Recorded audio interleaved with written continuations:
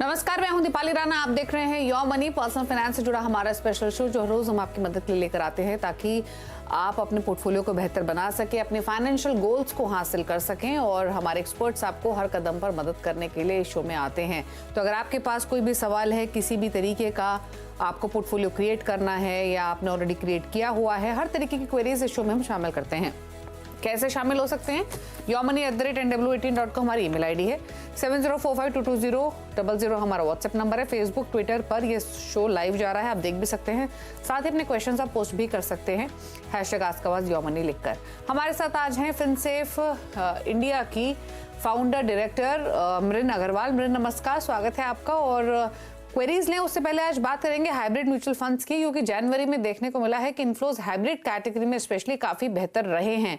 20,634 करोड़ के फ्लोज हमने hybrid category में आते हुए देखे हैं।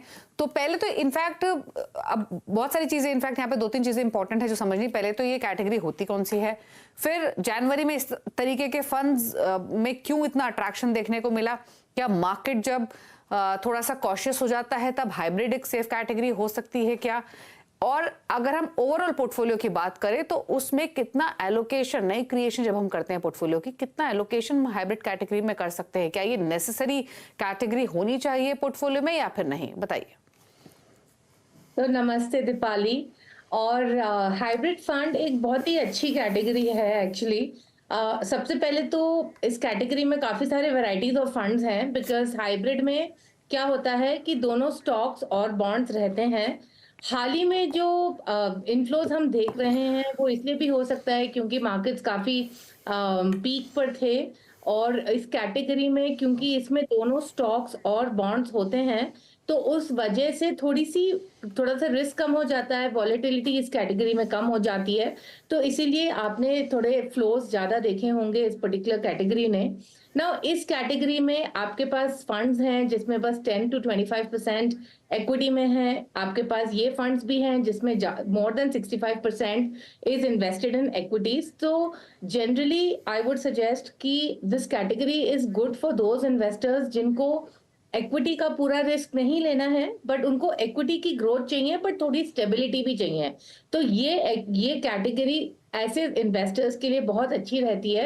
एंड इनफैक्ट जो इन्वेस्टर्स अपने इन्वेस्टमेंट जर्नी की शुरुआत कर रहे हैं उनके लिए भी ये कैटेगरी बहुत अच्छी है, क्योंकि इसमें जो सबसे अच्छी बात है कि आपको नहीं सोचना है कि अच्छा इक्विटी में कितना डालें, डेट में कितना डालें, राइट? क्योंकि आपको बस अपने रिस्क के हिसाब से, होराइजन के हिसाब से कैटेगरी चूज करनी है और बाकी फंड मैनेजर एलोकेट करेंगे। एंड लास्ट में मैं ये बोलना चाहूंगी कि इसमें एक और कैटेगरी है बैलेंस एडवांटेज फंड की, जिसमें the allocation to equity and debt keeps changing dynamically. Okay, अच्छा, अगर नया पोर्टफोलियो क्रिएट करें तो क्या हाइब्रिड फंड को कंसीडर कर सकते हैं? और लॉन्ग टर्म के विजन के साथ किस तरीके का एक्सपोजर ये कैटेगरी आपको प्रोवाइड कराती है? साथ ही कुछ नेम्स अगर आप इस कैटेगरी में सजेस्ट करना चाहें व्यूअर्स को। बिल्कुल, एक्चुअली जो लोग ये नए पोर्टफोलियो के लिए बहुत अच्छा रहता है जिन लोग ने कभी इक्विटी का एक्सपोजर लिया नहीं है और उनको एक्सपीरियंस करना है, उन लोगों के लिए ये कैटेगरी बहुत अच्छी है।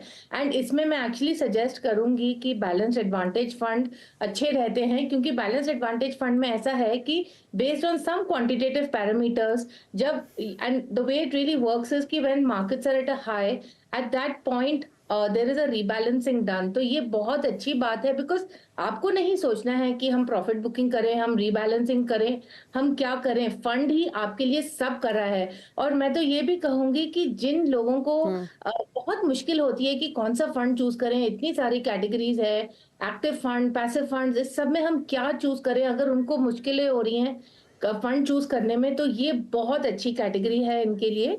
और इसमें as I said I would recommend aggressive hybrid और बैलेंस एडवांटेज।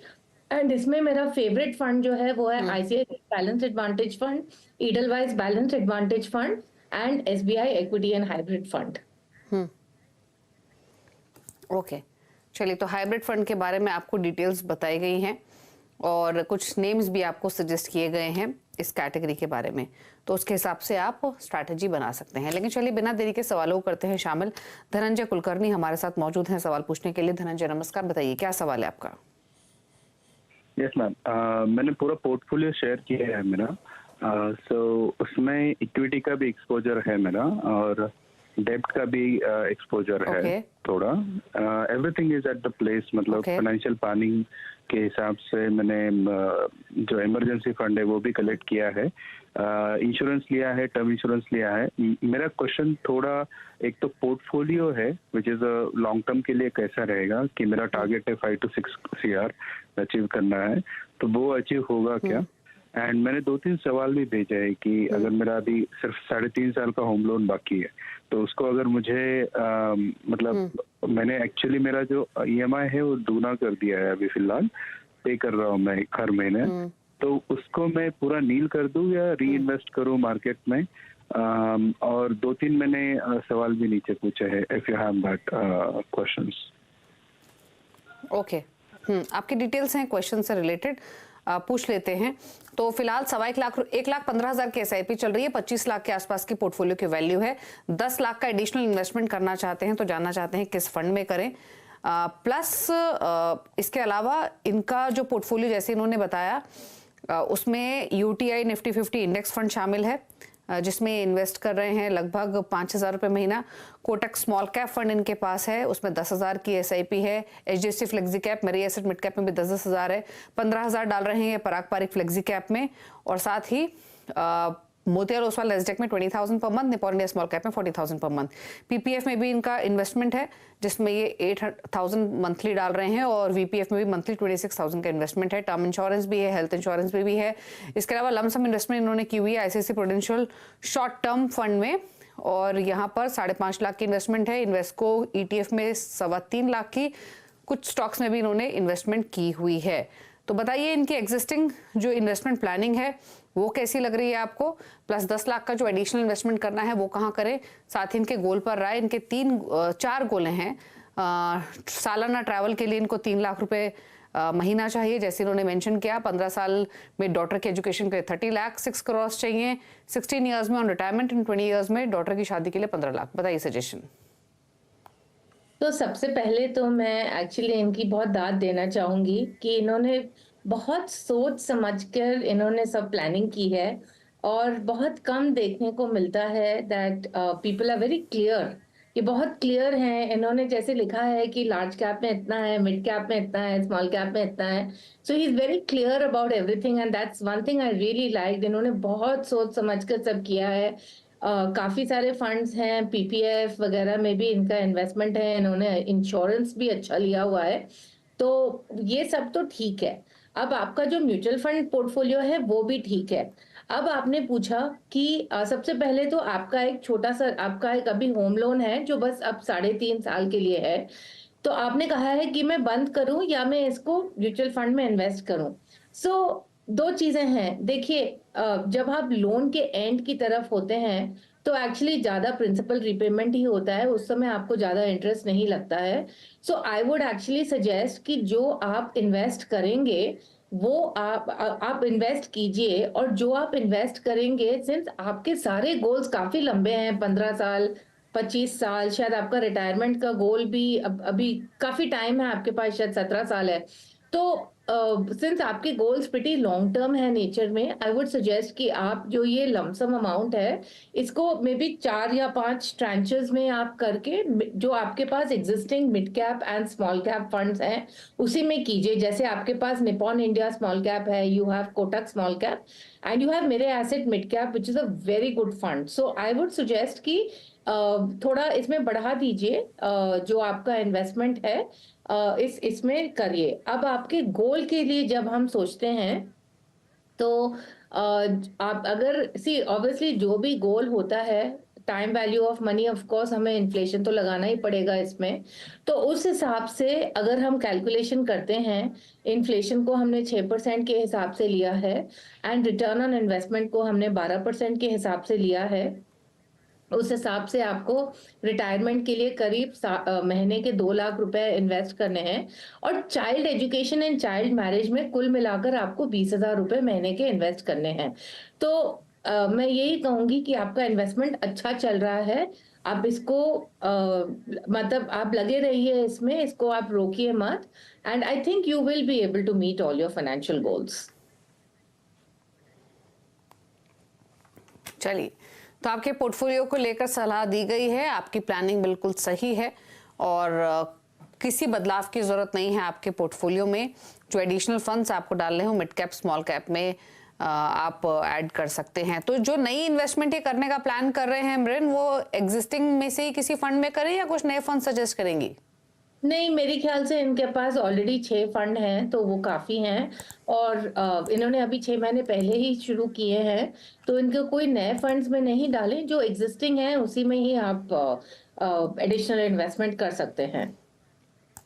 तो यानी मेरे एसेट मिड कैप और निपॉन इंडिया स्मॉल कैप, ये 2 फंड्स चुन लें या फिर इक्वली 10 लाख डिवाइड कर दे इन सब कैटेगरीज में?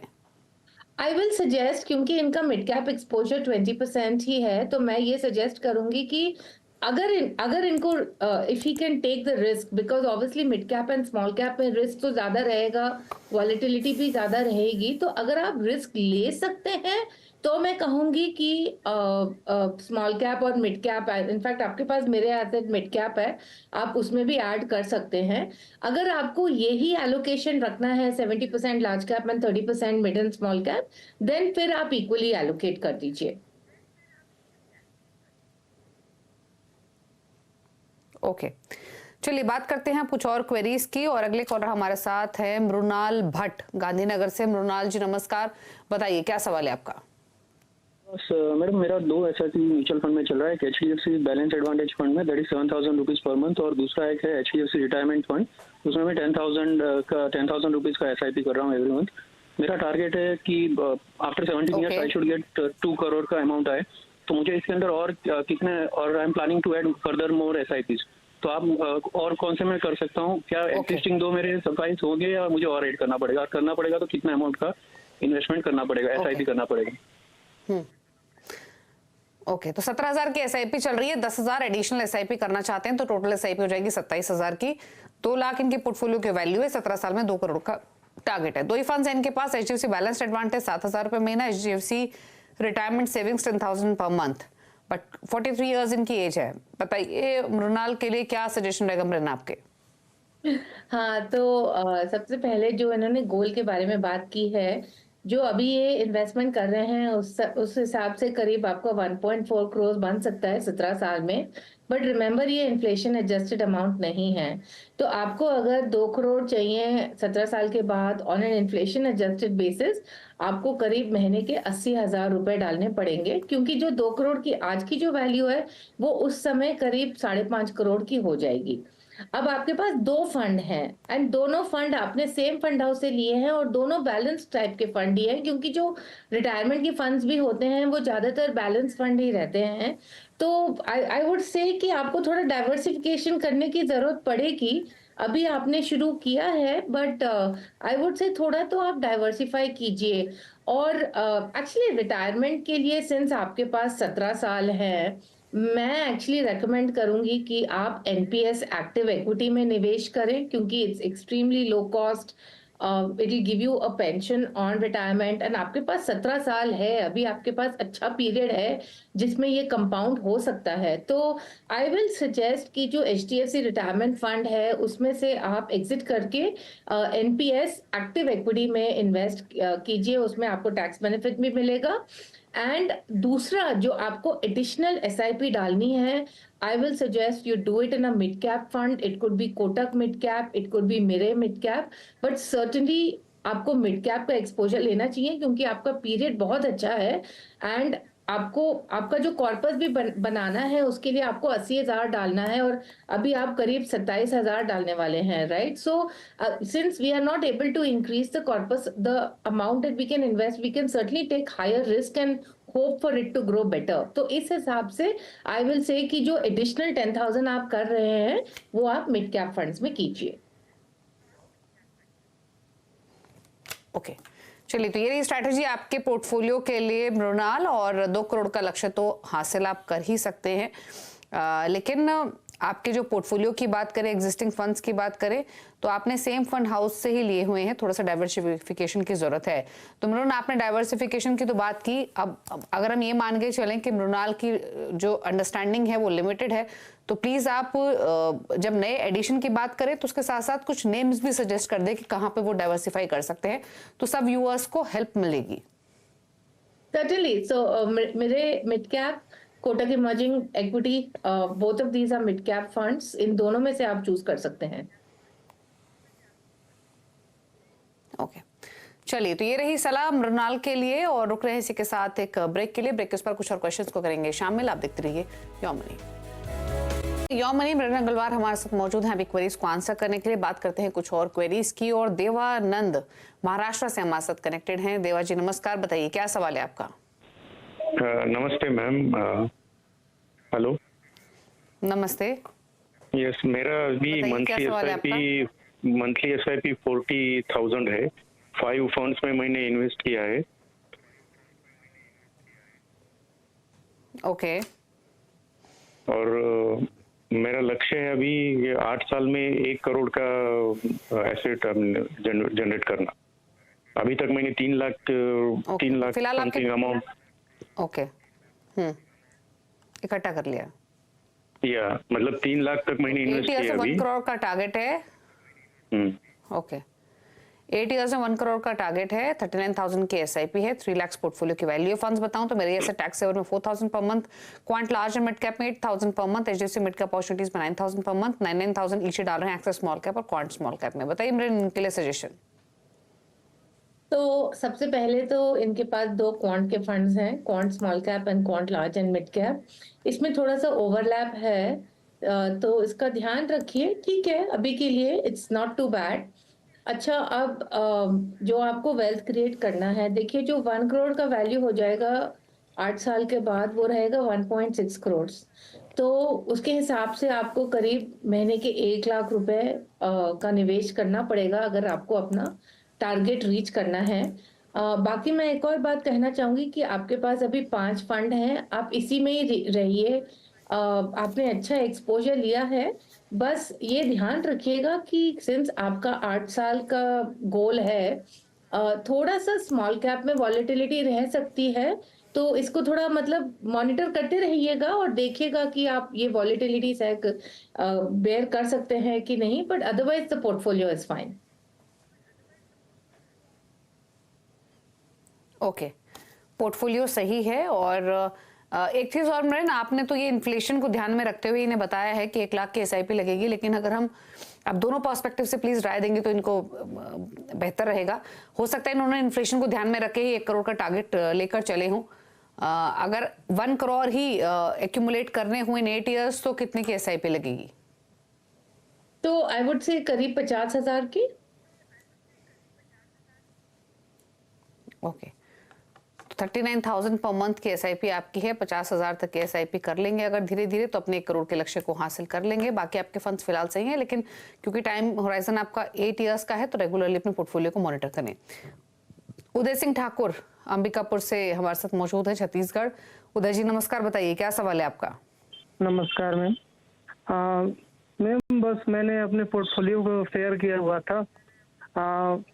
अभी मेरा 7,000 का टोटल एसआईपी चल रहा है। मैं 20 साल के विजन पे रखना चाहता हूँ। ओके, और तो लगभग 7,000 की एसआईपी आपने अभी शुरू की है कि ये एसआईपी उदय? जी, मैंने लगभग 2 साल हो गया है। अभी के डेट पे मेरा कितना इकट्ठा हो चुका है अभी? 2 लाख रुपया समथिंग है। ओके, ठीक है। तो 2 लाख के आसपास की पोर्टफोलियो की वैल्यू, 7,000 की एसआईपी, 20 इयर्स का होराइजन है। 20 इयर्स में 1 करोड़ का टारगेट है या ज्यादा? 1 करोड़ मिनिमम में।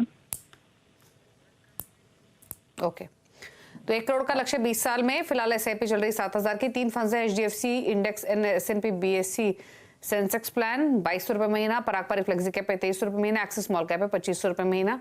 2 लाख की पोर्टफोलियो की वैल्यू है। बताइए 20 इयर्स में कितना एक्यूमुलेशन ये कर सकेंगे? करीब 70 लाख कर सकेंगे इस हिसाब से। अगर हम 12% का रिटर्न लेते हैं तो इनकी एसआईपी का वैल्यू करीब 70 लाख हो सकता है।